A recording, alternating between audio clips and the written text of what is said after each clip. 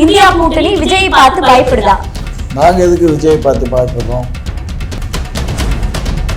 ஏண்டா அரசியலில் இப்படி அப்டேட் இல்லாமல் இருந்தீங்கன்னா அப்புறம் எப்படியா காங்கிரஸ் கட்சி வளரும்? அண்ணாவை பேசினால் அது சில உண்மையிலே அண்ணாதுரை சில விஷயங்களை தமிழகத்தில் செஞ்சிருக்காரு, படித்தவர், அதான் முக்கியம். பெரியார் இவங்கள மாதிரி ஒரு மோடு முட்டி எனக்கே வாயில் வந்ததை பேசிட்டு போகிறவர், இடக்கு முழுக்க பேசுகிறவர், ஏன் ஆம்பளை தான் அதா, ஏன் பொம்பளை அது இல்லையா அப்படின்னு இடக்கு முழுக்க பேசினவர்ல இது இங்கே ஒரு சில மூடர்களால் ஏற்றுக்கொள்ளப்பட்டதால் பெரியாரை இவங்க கட்சியின் அம்பாசிடர் ஆகிட்டாங்க. நீ என்ன வேணாலும் பண்ணு, எவ்வளோ வட்டையும் வேணாலும் பண்ணு, ஏதாவது உன் மீது தாக்குதல் வந்தால் பெரியார் பின்னாடி போய் ஒழிஞ்சுக்கன்னு இது அது திராவிடம், இது ஆரியம், ஆரியம் எங்களை தாக்குது, பார்ப்பனியம் எங்களை தாக்குது, பார்ப்பனிய சதி இது அப்படின்னு சொன்னீங்கன்னா அது எல்லாத்தையும் அது தடுத்துரும் அப்படின்னு சொல்லித்தான் பெரியாரின் பெயரை சொல்லித்தான் இன்று வரை தமிழகத்தை ஏமாற்றி கொண்டு வந்திருக்கிறார்கள். எங்க அவங்க ஆட்சியில பங்கு கேட்டுருவாங்களோன்றது இல்லையா? இல்ல, அந்த உரிமை அவங்களுக்கும் உண்டு இல்ல, அவங்களும் கருணாநிதி மகள் தானே. ஸ்டாலினுக்கு என்ன உரிமை இருக்கிறதோ அதே உரிமை கனிமொழி அவர்களுக்கும் உள்ளது. இதுல ஒரு அட்வான்டேஜ் என்னன்னா ஸ்டாலின் அவர்களோட விவரமானவர் கனிமொழி அவர்கள். அதனால எங்கள்கிட்ட வாங்குற வரி பணத்தை கொடுக்கறதுல உங்களுக்கு என்ன கஷ்டம்? அவங்க சொல்லி சீமான் கூட கேட்டிருக்காரு, அரசு திட்டத்தை கொண்டு வந்துச்சு, அதை செயலாக்கம் பண்றதுக்கு தம்பி யாரு கொடுத்தா? பராமரிப்பு பணின்னு சொல்றீங்க, அதை பராமரிப்பு கூட உங்களால முடியாது. பராமரிப்பை ஈஸியா பண்ணிட முடியுமா? அதுக்கு 4 பேரை வேலைக்கு போடணும், அந்த தண்ணியை பண்ணணும், மோட்டார் மாட்டணும். கொடுத்த மோடி தண்ணியை டெல்லியில இருந்தா கொடுத்தாரு. எல்லாமே பேச மட்டும் தான் செய்றீங்க, எதுவுமே நடைமுறைக்கு வர மாட்டேங்குதுன்றதுதான் மக்களுடைய பிரச்சனையா இருக்கு. எல்லாமே வாயில வடதான் சுடுறாரு ஸ்டாலின் அவர்கள்.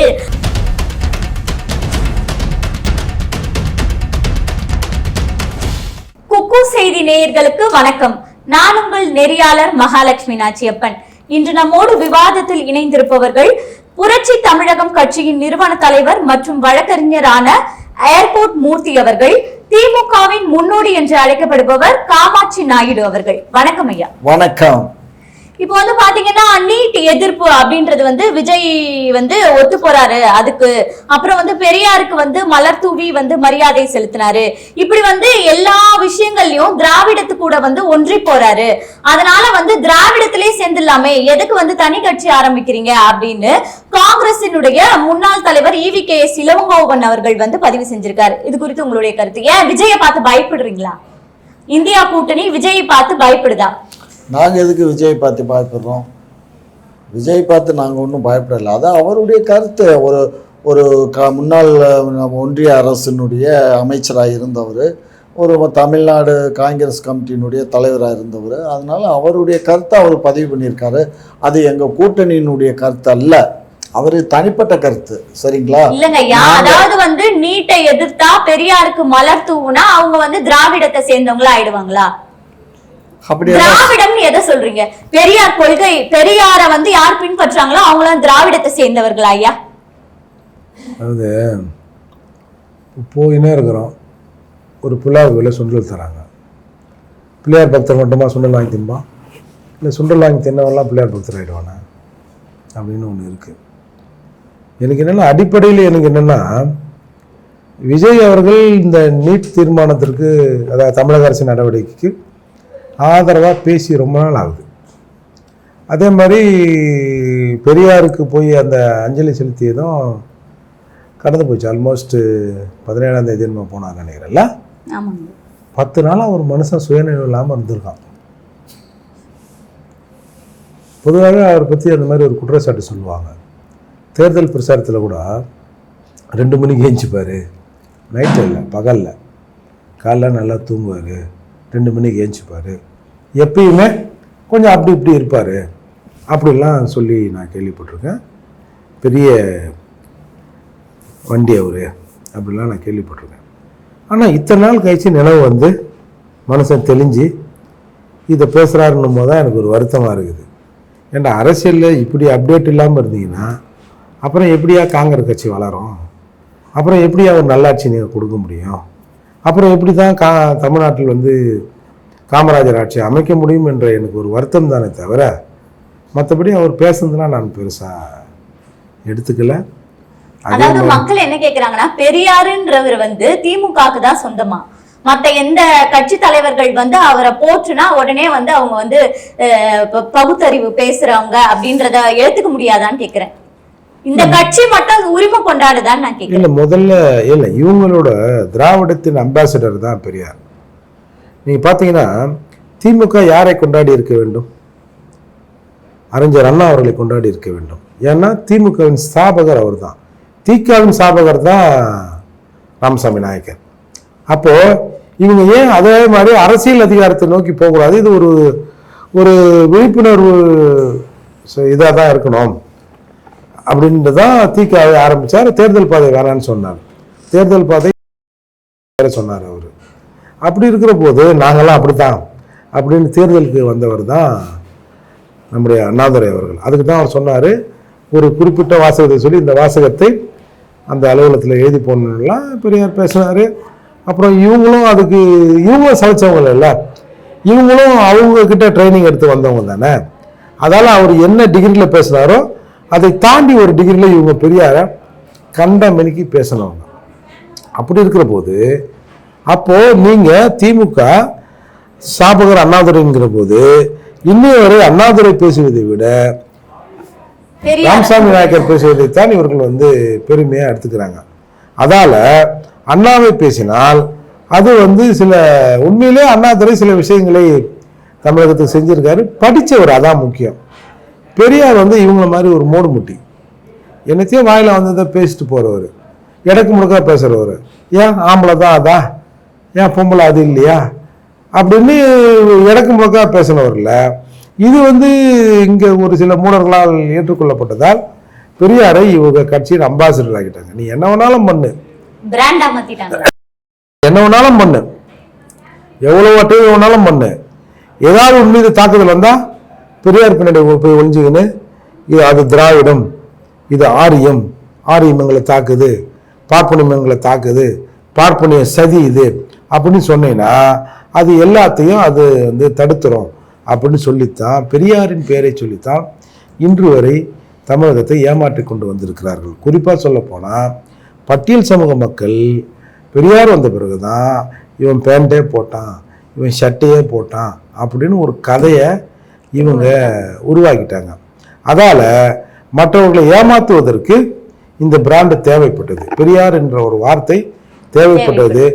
ஏமாறுகிற வரை, மக்கள் ஏமாறுகிற வரை, அந்த சிந்தனை மக்கள் மனதில் இருக்கிற வரை இவர்கள் ஏமாற்றிக் கொண்டே இருப்பார்கள். சரிங்க ஐயா, இப்போ வந்து பாத்தீங்கன்னா உதயநிதி அவர்களுக்கு வந்து துணை முதல்வர் பதவி வந்து கொடுத்துட்டாங்க. அதாவது வந்து பாத்தீங்கன்னா இப்ப ஸ்டாலின் அவருடைய இன்னும் அந்த வகையராவே இன்னும் முடியல, இவங்க பேரன் தானே. இவங்களுக்கு முன்னாடி வந்து கனிமொழி அவர்கள் இருக்காங்க இல்லையா, இவரை விட உதயநிதியை விட ஒரு படி அதிக அரசியல் அனுபவம் வச்சிருக்காங்க. அவங்களுக்கு எல்லாம் கொடுக்காம உதயநிதிக்கு கொடுத்ததற்கான காரணம் என்னவா இருக்கும்? இல்ல, நீங்க வந்து கலைஞர் கருணாநிதி இருக்கிற பொழுதே கனிமொழி அவர்களை வந்து இந்த குடும்பம் ஓரம் கட்டியது. கருணாநிதி உண்மையில் அவங்க வந்து முன்னணியில கொண்டாடணும் அப்படின்னு தான் கருணாநிதி அவர்கள் நினைச்சார். ஆனால் இவங்க அப்படி அதை பண்ணலை. இவங்க தொடர்ந்து, ஏன்னா அவங்க கொஞ்சம் உண்மையிலே கனிமொழி அவர்கள் கொஞ்சம் திறமைசாலி, அறிவாளி என்பதை நான் ஒத்துக்கிட்டு தான் ஆகணும். அது மட்டும் இல்லாமல் கனிமொழி அவர்களுக்கு பின்னால் ஒரு பேக்ரவுண்டு இருக்குது, ஒரு சாதிய பேக்ரவுண்டு இருக்குது. ஒரு மிகப்பெரிய சமூகங்களில் ஒரு சமூகமான நாடார் சமூகம் கனிமொழியின் பின்னால் இருக்கிறது. இவங்க பின்னாலாம் அப்படி இல்லை. அந்த பயம் இவர்களுக்கு ஆரம்பத்தில் இருந்தே இருந்தது. அதனால தான் கனிமொழி அவர்களை இந்த மாநில அரசியலுக்குள் வைக்காமல் சென்ட்ரல் அரசியல்லே வச்சிருந்தாங்க. எங்க அவங்க ஆட்சியில பங்கு கேட்டுருவாங்களோன்றது இல்லையா? இல்ல, அந்த உரிமை அவங்களுக்கும் உண்டு இல்ல, அவங்களும் கருணாநிதியின் மகள் தானே. ஸ்டாலினுக்கு என்ன உரிமை இருக்கிறதோ அதே உரிமை கனிமொழி அவர்களுக்கும் உள்ளது. இதுல ஒரு அட்வான்டேஜ் என்னன்னா, ஸ்டாலின் அவர்களோட விவரமானவர் கனிமொழி அவர்கள். அப்படி இருக்கிற போது இவர்கள் திட்டமிட்டு இப்போ சொல்லுவாங்க தெரியுங்களா, அண்ணாவுக்கு பிறகு தம்பி தலைமை ஏற்கவான்னு நடமாடும் பல்கலைக்கழகம் என்று சொல்லப்படுகிற நெடுஞ்செழியனைத்தான் திமுகவில் அழைத்தார்கள். அப்போது கருணாநிதி 18வது பேச்சாளர் லிஸ்டில் இருந்தவர். ஒரு பேச்சாளர் லிஸ்டில் இருந்த 18வது நம்பராக இருந்தவர் முன்னணிக்கு வராருன்னா அவர் எவ்வளவு பேக்ரவுண்ட் விஷயங்களை செஞ்சிருப்பார். அப்போது அந்த திறமை அவர்கிட்ட இருந்தது. அதே மாதிரி இவர்கள் கனிமொழியை ஓரங்கட்டி விட்டு இவர்கள் நம்ம ஸ்டாலின் அவர்களை முன்னிலைப்படுத்தினார்கள். அது அவங்க தரப்பில் சரிதான். ஒரு இப்போ வீட்டில் இப்போ நம்ம வீட்டில் பொம்பளை பிள்ளைங்க இருக்குது, அதுங்களை வந்து கல்யாணம் பண்ணி கொடுத்த உடனே அதுங்க மேலே அதுக்கு பார்க்க வேண்டியது தானே பொதுவாக எல்லாரும் சொல்லுவாங்க. அதுக்கு வந்து என்ன வரதட்சணை கொடுத்தோம், அதை கல்யாணம் பண்ணி வச்சோம், வளர்த்தோம், போனோம், வந்தால் சொத்தில் வந்து பங்கு கேட்குதா. அந்த சட்டப்படி பெண்களுக்கு சொத்தில் சம பங்கு இருந்தாலும் நடைமுறையில் நம்மளை போன்ற குடும்பங்களில் எதோ அவ்வளோ சீட் பண்ணால் அதை பண்ணால் இதை பண்ணால் சொத்தில் வர வந்து பங்கு கேட்குறாளாவா அப்படின்னு ஆண்கள் சொல்கிறாங்கல்ல. அதே நிலைமை தான் திமுகவில் அந்த கனிமொழி அவர்களை ஓரங்கட்டி வச்சிருந்தாங்க. ஆட்சிலையும் பங்குல சொத்துலையும் பங்கு இல்லையா? இல்லை சொத்துல ஏதாவது கொடுப்பாங்கன்னு வச்சுங்க, நான் நடைமுறை சொல்கிறேன். அப்போ ஈக்குவல் ரைட்ஸ் ஸ்டாலின் அவர்களுக்கு என்ன ஈக்குவல் ரைட்ஸ் இருக்கோ எனக்கும் கனிமொழிக்கும் ஈக்குவல் ரைட்ஸ் இருக்குன்னு டிமாண்ட் பண்ண முடியாதுல்ல. அதால அவர்கள் திட்டமிட்டு ஓரங்கட்டி வைத்தார்கள். இன்னைக்கு நடந்திருக்கு. இன்னைக்கு உதயநிதி இப்போ நம்ம பதவியேற்பு விழாவு கூட அந்த அம்மா ஒன்றும் பெருசா அவங்க வந்து ஒரு ஒப்புக்கு தான் வந்து ஒரு பேட்டியே கொடுத்திருக்காங்க, வாழ்த்துக்கள் அப்படின்னு. அவங்க எதுவுமே கலந்துக்கல. அதுலயும் அது மூலியமாவே அவங்களுடைய எதிர்ப்பை வந்து அவங்க தெரிவிச்சிருக்காங்க. பொதுவா இப்ப நம்மள மாதிரி குடும்பங்கள்ல அத்தைன்னா ஒரு பாசமா இருப்பாங்க பசங்க, எங்க அத்தை எங்க அத்தைன்னு. ஆனா அந்த பாசத்துக்கு கூட அங்க வழி இல்லாம போச்சு பார்த்தீங்களா. அதால அவர்கள் பதவிக்காக எதையும் செய்வாருங்க. நீங்க ஒரு 2 குரூப்புங்க, உனக்கு செல்வாக்கா எனக்கு செல்வாக்கான்னு ஒரு சர்வேங்க, பிரச்சனை வருதுங்க. இந்த 2 பேர்ல யாருக்காகத்தானே பாதிப்பு வரணும்? சம்மந்தமே இல்லாத 3ஆவது ஒருத்தன் செத்தான் பாருங்க, 3 பேர். இவர்கள் வந்து அதை வந்து கரெக்டாக செஞ்சிருவாங்க. அதால் ஒன்று உனக்கு வரணும், இல்லை எனக்கு வரணும், 2 வீணாக மாதிரிலாம் நாங்கள் விட மாட்டோம் அப்படிங்கிற அடிப்படையில் தொடர்ந்து கனிமொழி ஓரங்கட்டப்பட்டிருக்கிறார். வேற வழி இல்லை, அவங்க வேற என்ன பண்ணுவாங்க? இப்போதைக்கு வேணா அவங்க ஒதுங்கி இருக்கலாம் ஐயா. ஸ்டாலின் அவர்கள் வந்து அவருடைய ஆட்சிக்கு பிறகு வந்து அவங்க எந்த ஒரு போராட்டமோ இல்ல கட்சியை உடைக்கக்கூடிய அந்த நடவடிக்கைகளோ ஈடுபட மாட்டாங்கன்னு திமுக எந்த வகையில நம்புது? எதுக்கு கட்சியை உடைக்கணும்? கட்சி அவங்க கட்சி தான். இப்ப வந்து ஸ்டாலின் அவர்களுக்கு வந்து தன்னுடைய பையன் வந்து முதல்வர் ஆகணும்ன்ற ஆசை இருக்கு இல்லையா? அப்ப அவங்களுக்கு ஆசை இருக்காதா? அவங்களுக்கு என்ன ஆசை இருக்கோ அது அவங்க அண்ணன் ஸ்டாலின் அவர்கள் மறைமுகமா வெளிப்படுத்திட்டு தான் இருக்காங்க இன்னை வரைக்கும். அப்படியெல்லாம் சொல்லாதீங்க.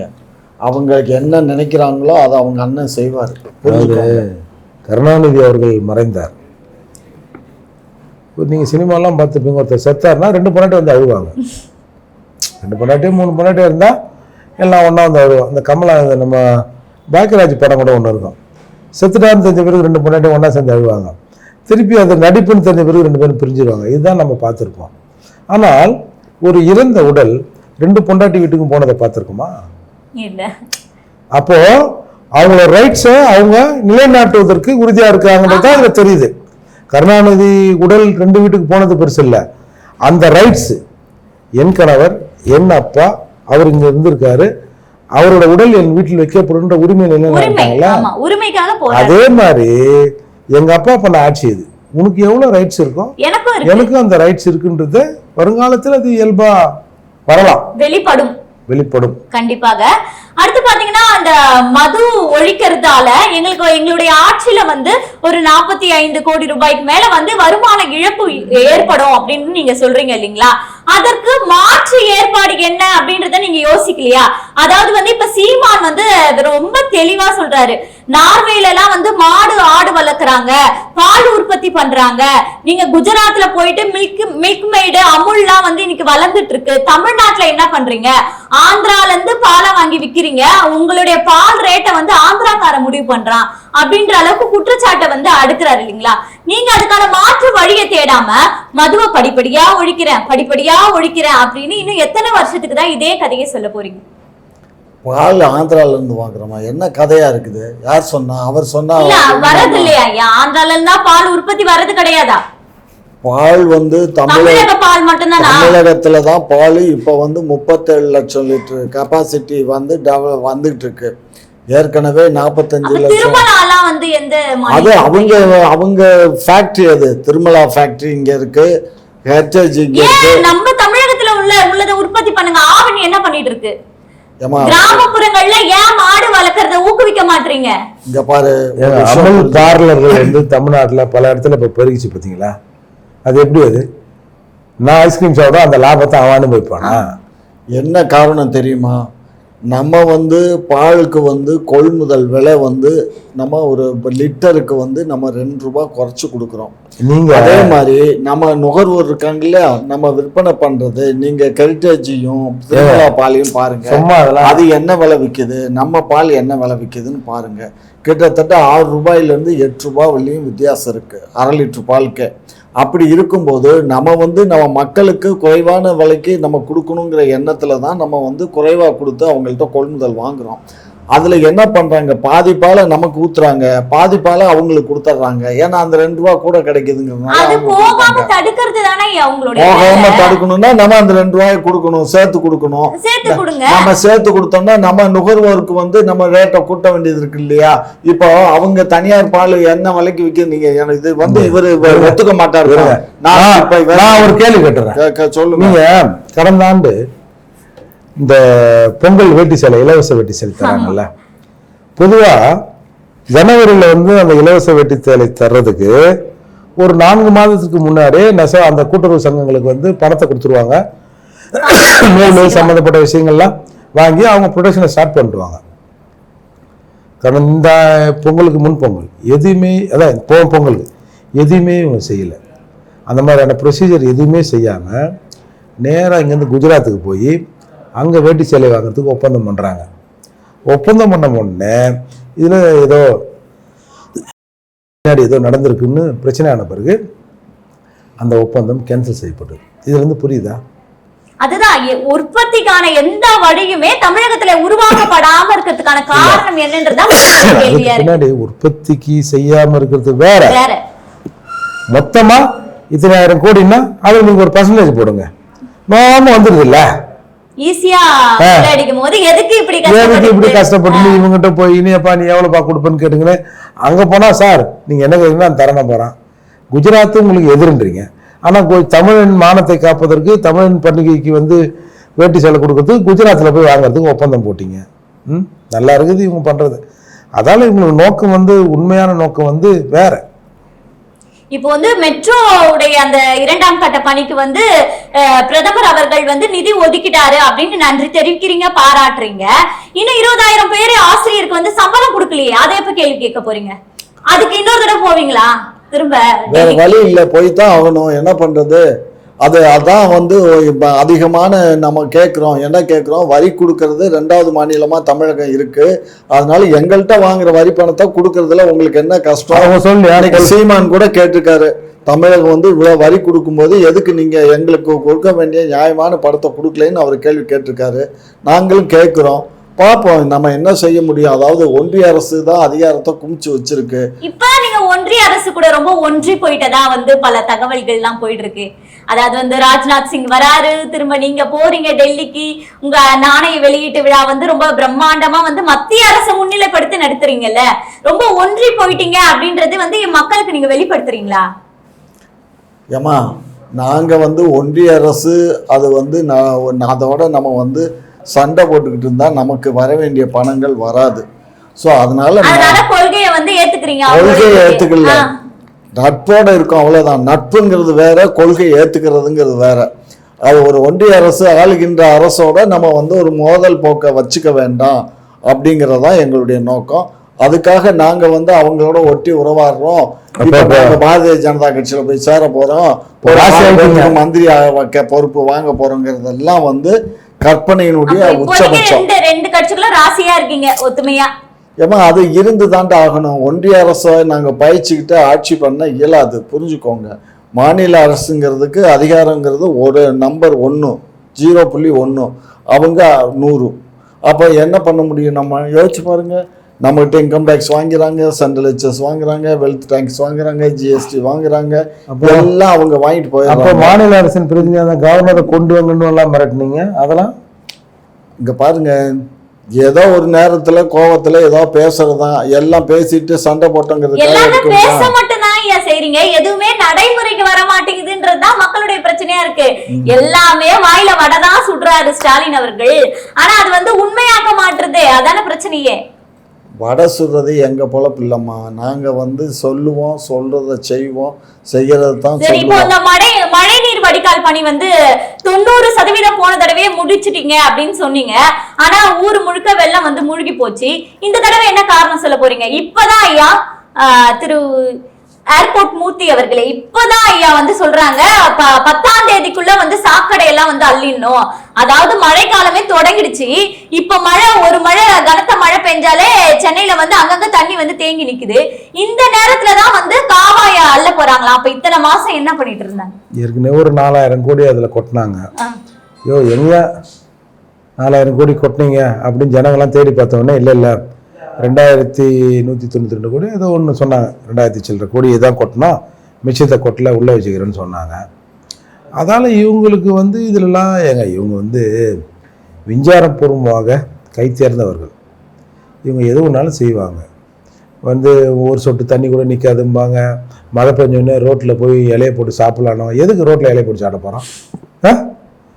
இந்த இது கேட்பாங்களா, 1 மணிக்கு நீ சுடுகாடு, ஏன் 1 மணிக்கு நான் சுடுகாடுக்கு போகணும் இந்த மாதிரி இவங்க ஏதாவது ஒன்று விடுவாங்க. இவங்களோட நோக்கம் என்பது நம்ம கதையை நம்ம பார்த்துப்போம். மக்கள் மீதுலாம் இவங்களுக்கு வந்து ஒரு பெரிய அக்கறை இருந்திருந்தால் இவ்வளவு அதிருப்தி வந்து இன்றைக்கி நாட்டில் நடந்திருக்காது. ஒரு 10 வருடம் வந்து ஆட்சியில் இல்லாமல் கருணாநிதி அவர்கள் சர்க்கரை நாற்காலியில் எப்படியாவது நம்ம சிஎம் ஆகிட மாட்டோமா அப்படின்னு அந்த ஆத்மா சாகர வரை துடிச்சு செத்துது. அவர் இறந்த பிறகு தமிழக மக்கள் ஒரு வாய்ப்பை, எதிரிகள் பிரிந்திருந்திருந்தால் ஒரு வாய்ப்பு கிடைச்சது. அந்த வாய்ப்பை பயன்படுத்தி தமிழக மக்கள் 3% தான் நமக்கு வந்து வித்தியாசத்தை கொடுத்தான். இதை நாம் ஒரு 30% மாற்றுவதற்கு ஒரு நேர்மையான ஆட்சியை நம்ம தரணும்னு 1% கூட இவங்க நினைக்கல. ஆட்சிக்கு வந்த உடனே கருணாநிதி வகையறான்னா யாராரு? கருணாநிதி, ஸ்டாலின். இவங்க 2 பேரும் தன் வாழ்நாளை சம்பாதித்ததை விட குறைந்த காலத்தில் இவ்வளவு பெரிய தொகையை எடுத்துட்டாங்க. அதை எங்கே வைக்கிறதுன்னு தெரியாமல் முழிக்கிறாங்க அப்படின்லாம் வந்து ஆடியோக்குள் போயிருந்தது. அதே மாதிரி ஒரு போட்டியை நடத்தினா அதில் அவங்க இருக்கிறாங்க, இதை போட்டி நடத்தினா இவங்க இருக்கிறாங்க, அப்படிலாம் பல்வேறு சர்ச்சைகளுக்கு உள்ளாக்கப்பட்டார்கள். அப்போ இவங்களுக்கு உண்மையில் மக்கள் நலன் மீது அக்கறை இல்லை. அதை விட கடந்து நம்ம இப்படியே செஞ்சோம்னா நம்ம என்ன காசு கொடுத்தாலும் நமக்கு ஓட்டு போட மாட்டாங்க அப்படின்ற உணர்வு கூட இல்லாம நாம அடுத்த தடவை வரமா வரலையான்னு பார்த்துவோம். இப்ப இருக்கிற வரைக்கும் எல்லாத்தையும் சரி பண்ணுவோன்ற மாதிரிதான் ஆட்சி பண்றாங்க. நாம வந்து பல குறைகளை வந்து இவர்கள் மீது சொல்றோம்னா ஏதோ நம்ம வந்து இவர்கள் மீது இருக்கிற கார்புண்ணியத்தில் குறை சொல்றாங்க அப்படின்னு இவங்க நினைக்கிறாங்க. நம்ம உண்மையிலே என்ன நினைக்கிறோம்னா, ஒரு ஆளுங்கட்சி ஒரு சிரமமான எதிர்கட்சியாக இருக்கலாம். அடுத்த முறை ஆட்சி மாற்றம் நடந்தாலும் கூட ஒரு எதிர்கட்சியா திமுக அங்க இருக்கணும்னு நாங்க மனசார நினைக்கிறோம். ஆனா இவங்க மேல முனமரத்துல இருந்து அடிமரத்தை வெட்டுற கதையா இன்றைக்கு ஆட்சி நடக்குதுன்னு தான் நான் பாக்குறேன். இப்போ வந்து இந்த ஜல்ஜீவன் திட்டம் வந்து பிரதமர் அவர்களால வந்து தொடங்கப்பட்டு கிராமப்புற மக்களுக்கு எல்லாம் வந்து தண்ணி கிடைக்கிறதுக்கு வழிவகை செஞ்சாங்க. அதுக்கு போயிட்டு இப்போ நீங்க மாசம் வந்து 30 ரூபாய் கட்டணம் கட்டணும், அது மட்டும் இல்லாம நகர்ப்புறத்துல உள்ளவங்க 100 ரூபாய் கட்டணம் கொடுக்கணும்னு சொல்றீங்களே. கொள்ளை அடிச்சது அடிச்சுட்டு போங்க, தண்ணியில கூட கொள்ளை அடிப்பீங்க. ஒரு மனசாட்சி வேணாமா?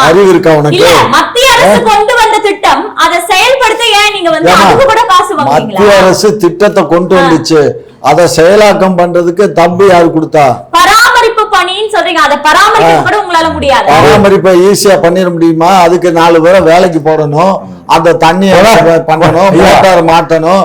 கொடுத்த மோடி தண்ணியை டெல்லியில இருந்தா கொடுத்தாரு. அது விடுங்க, அதெல்லாம் கூட விடுங்க.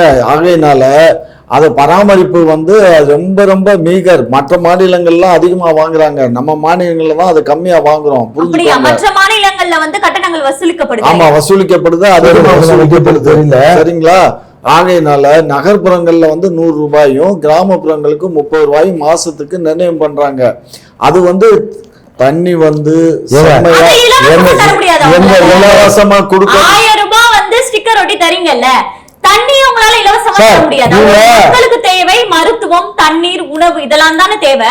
அந்த தண்ணியை உங்களால ஏன் இலவசமா தர முடியல? இதுவரை இலவசமா தான் கொடுத்துட்டு இருக்கோம். இந்த நிமிஷம் வரை இலவசமா தான் கொடுத்துட்டு இருக்கோம். இனிமே போகும்போது அவங்களுக்கு பாதுகாக்கப்பட்ட குடிநீர், சுத்தமான குடிநீர்.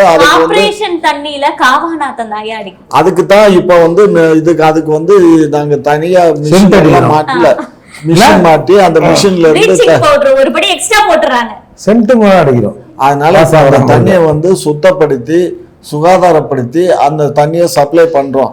ஆகையினால அதுக்கு காஸ்ட் ஜாஸ்தி ஆகுது. ஆகையினால தான் அது மக்கள், அதாவது ஒரு அரசு வந்து தாங்கக்கூடிய அளவுக்கு தான் தாங்க இயலும், அளவுக்கு அதிகமா தாங்க இயலாது. சரிங்களா? ஒரு வண்டியில நம்ம எவ்வளவு தூரம் இலவசங்களை குடுக்குற மாதிரி கொடுத்துட்டு இந்த மாதிரி வந்து உங்க மேல வந்து கட்டணத்தெல்லாம் திணிச்சிடுவோம் அப்படின்னு சொல்றீங்களா? அப்படி எல்லாம் கிடையாது. கிராமப்புறங்கள்ல இருக்கக்கூடிய வீடுகளுக்கும் சரி, நகர்ப்புறங்கள்ல இருக்கக்கூடிய வீடுகளுக்கும் சரி, தேவை வந்து தண்ணீர் வந்து மஸ்ட். அந்த தண்ணியை சுத்திகரிக்கப்பட்டு சுகாதாரமான முறையில் தண்ணி கொடுக்கணும். அப்படி ஒரு தண்ணியை கொடுக்கும்போது காஸ்ட் ஆஃப் எக்ஸ்பெண்டிச்சர்ஸ் கூடுது.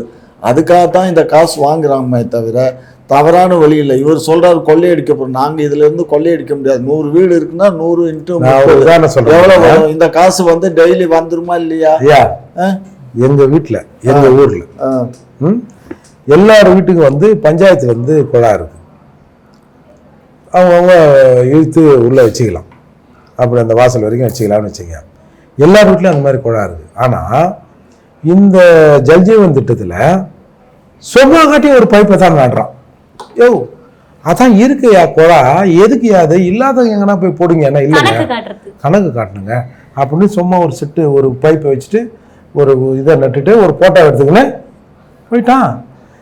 ஊர்ல எங்கேயுமே தண்ணி இல்லை, கனெக்ஷனே கொடுக்கல பைப்புல. முதல்ல ஏற்கனவே உள்ள இருக்கிற பைப்புல இருந்து ஒரு கனெக்ஷன் போட்டு வீட்டுக்கு ஒரு குழா இருக்கு. இவன் ஜல்ஜீவன் திட்டத்தை அறிமுகப்படுத்துறன்னு ஒரு சும்மா 2 பைப்பு செட் பண்ணி வச்சுட்டு போட்டோ எடுத்துட்டு போயிட்டான். அதே மாதிரி கலைஞர் வீடு திட்டத்துல கூட ஊழல் செய்யறதா வந்து வெளிப்படையா வந்து மக்கள்லாம் வந்து குற்றம் சாட்டுறாங்க. இவ்வளவு லட்சம் கொடுங்க, இவ்வளவு 1000 கொடுங்க எங்களுக்கு அப்படின்னு கேக்குறதா. இவங்க எதுவுமே பிரதிபகாரம் பார்க்காம செஞ்சாதாங்க அதிசயம். எல்லாத்துக்கும் இலவச கலர் டிவின்னு கொடுத்தாங்க. அந்த டிவிக்கு பின்னாடி ஒரு கேபிளை சொல்லுனார் தெரியுங்களா? அந்த இலவச கலர் டிவி கொடுத்த காஸ்ட்டை விட அந்த கேபிள் மூலியமாக வந்தது 4 மடங்கு அதிகம். அதால சோழியன் குட்டி சும்மா ஆடாதும்பாங்க. அந்த மாதிரி திமுக எதை செஞ்சாலும் அது வந்து அவர்களுக்கு ஒரு பிரதிபலன் இருக்கத்தான் செய்யும். அதுதான் அவரோட இயல்பு. மிக அழகாக உங்களுடைய வாதங்களை வந்து முன்வைத்தீங்க. உங்களுடைய வாதங்களுக்கு எல்லாம் நிச்சயமாக மக்கள் வந்து விடை கூறுவாங்க அப்படின்னு நாங்க நம்புறோம். குக்கு செய்திகளுக்காக நெறியாளன் நான் உங்கள் மகாலட்சுமி நாச்சியப்பன். நன்றி.